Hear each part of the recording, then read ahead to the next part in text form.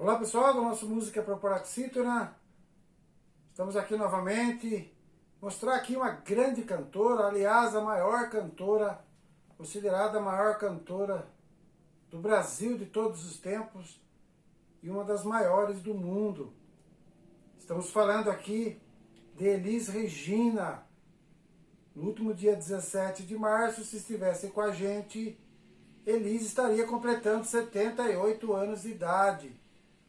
Uma cantora assim que a gente acaba falando dela sempre, mas muito difícil de falar de tanta criatividade, tanta formosura, tanto talento numa cantora só. Para comemorar aqui esses 78 anos da grande Elis Regina, estamos trazendo aqui um álbum premiadíssimo dela, que é um álbum ao vivo. Ela gravou vários álbuns ao vivo e esse aqui é o Transversal do Tempo. Acabou virando aí um espetáculo que viajou aí, foi gravado lá no Rio de Janeiro, do dia 6 ao dia 9 de abril de 78, portanto, exatos aí 45 anos do lançamento desse álbum, que, como eu disse, virou um show, um espetáculo, e viajou o Brasil, inclusive foi para o exterior. Um dos discos assim mais premiados, dos espetáculos mais premiados da Elis. Esse foi o 6º álbum ao vivo da Elis. Então, vamos mostrar aqui algumas deste álbum. O espetáculo tinha 25 músicas, mas foi incluído aqui nesse álbum somente 12. Vamos mostrar aqui alguns desses sucessos eternizados aí na voz da grande Elis. A primeira música desse álbum que nós vamos colocar aqui chama-se Fascinação. Uma música lindíssima, muita gente vai lembrar aí. Essa música foi inclusa na trilha sonora nacional da novela O Casarão, de 1976, da Rede Globo. Uma novela de época, que a gente já falou dela aqui. Essa música tem uma origem franco-italiana. Essa música foi produzida, foi composta lá no início do século XX, 1904, 1905. O autor italiano era o Fermo Dante Marchetti, que fez a melodia, e quem fez a letra foi o francês Maurice de Ferraldi. Fizeram essa música, todo mundo gostou e atravessou aí o século XX todo. Na década de 50, essa música foi descoberta, foi gravada por vários cantores e fez muito sucesso com o cantor norte-americano Nat King Cole. Nat King Cole, um dos maiores cantores, uma das vozes mais bonitas, mais suaves, mais poderosas de todos os tempos. Nat King Cole gravou Fascination. E aí, em 1975, 76, quem fez a versão foi um radialista, que também era compositor, o Armando Lousada. Armando Lousada, como disse, era um radialista, tinha muita influência na música, ele era irmão mais velho do Oswaldo Lousada. Eu vou deixar aí para vocês verem, Oswaldo Lousada foi um ator da Rede Globo, que trabalhou em várias novelas, já é falecido, muita gente vai lembrar dele. Foi o irmão dele, então, que fez essa versão lindíssima aí em português, do Fascinação, uma música belíssima, depois foi gravada depois por outros cantores e cantoras, mas foi imortalizado aí pela Elis. Depois, nesse disco, ela gravou também, fazendo parte do show, Sinal Fechado. Sinal Fechado é uma música, a gente já falou dessa música aqui, uma música belíssima do Paulinho da Viola, que ganhou um festival no final da década de 60, foi uma música que teve uma ameaça aí de ser proibida e tal, mas na verdade a música fez muito sucesso, é uma música, uma construção belíssima, uma das minhas preferidas do repertório aí do Paulinho, que fala um pouco aí da censura, fala de uma época difícil, que era difícil de compor, e a censura ficava muito em cima. A música toda se passa num semáforo com sinal vermelho, uma pessoa encontrando com a outra no sinal vermelho e conta toda a sua agonia, a sua aflição de estar longe. E essa música ela tem várias nuances, você pode ter várias interpretações para a música. Uma delas é essa questão da censura, sinal fechado, nada pode, nada é permitido. A outra é como se duas pessoas que não se viam há muito tempo se encontrando no sinal vermelho, e o sinal está para abrir, tem aquele tempo. Uma música belíssima, vocês já devem ter ouvido aí com o Paulinho aqui no meu canal, mas ouçam com a Elis, que daí é outra conversa. A Elis realmente dá vida, uma outra vida para a música, sinal fechado. Depois vem aí na mesma temática a música Deus lhe pague, uma composição do Chico Buarque. Essa música é lá do álbum Construção, do Chico, lá de 71, um dos álbuns mais premiados da MPB e do Chico. Ele faz lá uma espécie de uma ironia lá, dizendo que ele devia agradecer por estar vivo, por deixar existir, por deixar comer, por deixar viver. É como se fizesse um agradecimento aí aos seus algozes, né? Diante de uma situação. Retratava bem lá a época da ditadura militar, era uma época que o Chico... Foi o primeiro disco que o Chico lançou depois de ter vindo lá do exílio na Itália, lá em 71. Continuando aqui, temos também o Rancho da Goiabada, uma música da dupla João Bosco e Aldir Blanc, uma das duplas preferidas aí da Elis para gravar. Essa música fala aí de uma realidade brasileira da época, que hoje acaba tendo outro nome, mas a situação, a pobreza e a situação do povo brasileiro. Então aqui ele fala um pouco, retrata um pouco os boias frias. Para quem não está contextualizado, boia fria é aquele pessoal que trabalhava nas lavouras, na colheita, ou na plantação ou na colheita. Eles não tinham nenhum benefício e comiam lá as comidas eram frias, né? Então a boia fria, eram chamados de boia fria. Só que aqui, além de retratar essa situação, eles colocam aí também, os dois compositores, eles falam aí da esperança que os boias frias tinham de comer uma comida melhor, comer uma carne, poder viver melhor, poder tomar sua cachaça, poder se divertir.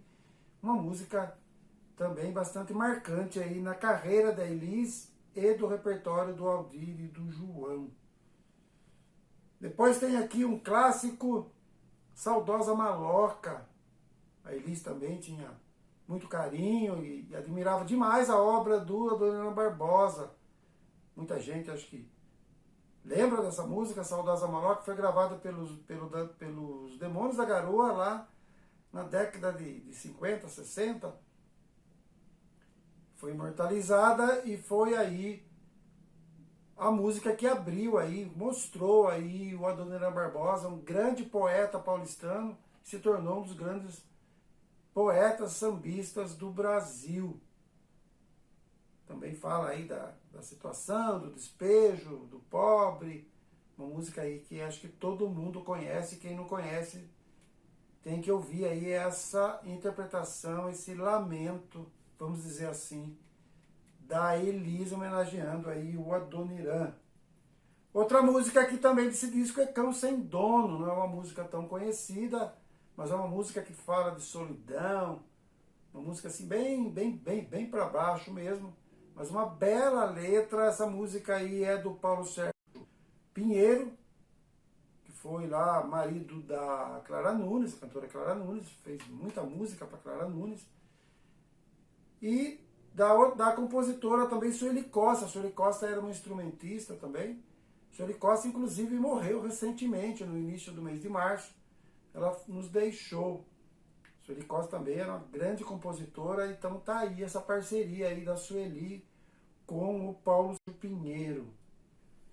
Vou deixar ainda aqui para vocês esse disco Querelas do Brasil. Querelas do Brasil, uma música que fala um pouco sobre a realidade brasileira, aí já mostrando a natureza, a fauna, e todas as riquezas que o Brasil tem, e ela fala um pouco do Brasil com S e o Brasil com Z, dizendo que o Brasil com S não é conhecido, e que o Brasil com Z, então, dizendo que os estrangeiros, o pessoal conhece mais e valoriza mais o Brasil que nós próprios brasileiros. Uma belíssima música aí do Maurício Tapajós, que é um grande compositor também dessa época, e o Aldir Blanc, que nós falamos há pouco aqui, parceiro aí do João Bosco, ele também fazia outras parcerias. Esse Querelas do Brasil, uma música bem legal, eles cantavam muito no show essa música. Fica aí para vocês conferirem Querelas do Brasil. E para encerrar, nós vamos colocar a música aqui, Cartomante.